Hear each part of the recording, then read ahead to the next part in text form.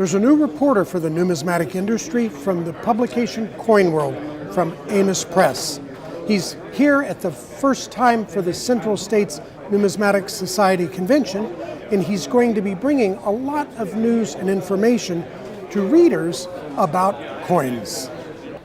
Chris, you're here at the Central States Numismatic Society's convention.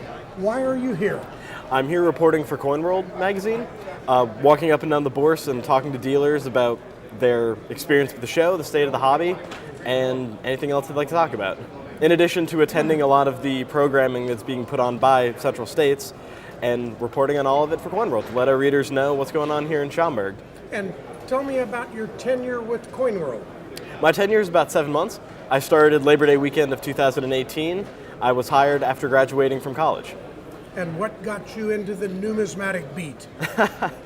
I have been a coin collector in one form or another for most of my life. I started when I was very young. I became interested as a really young kid, and I studied history in college, and I've always had a real passion for history and for coins. So when an opportunity to work for CoinWorld came up, I caught at the opportunity. And what has been the most interesting news items and followings from this convention? Ooh, that's a great question. I particularly enjoyed Beth Deischer's talk about the Anti-Counterfeiting Task Force. That's obviously a huge initiative in the hobby and very important for the integrity of sales and trust in the hobby and hobby institutions.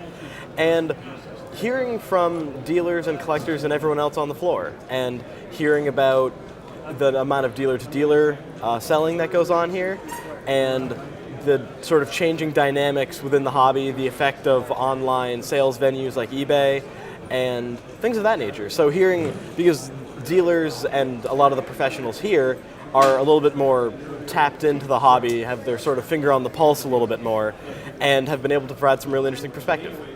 And how about Amos Press? What is its significance in the numismatic hobby?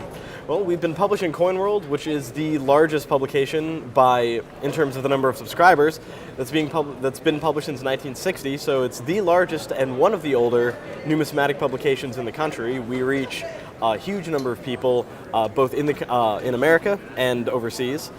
So, and our name is out there. We've been around a long time, and we've been attending these shows for decades. So, our name and our reporting resources have both been huge assets for us, and we exist to serve the hobby and always have. And speaking of names, I believe Bulfinch is a rather interesting name. Tell me the background. Sure. Bulfinch, my last name, Bulfinch. We originated from England, and my great-great-great-great-grandfather, Charles Bulfinch, was the architect of the U.S. Capitol building, as well as the state capitol buildings in Massachusetts, Connecticut, and Maine.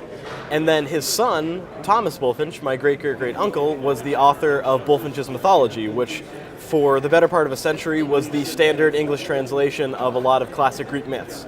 So there are a couple of somewhat noteworthy names if you go back a few generations in my family. So.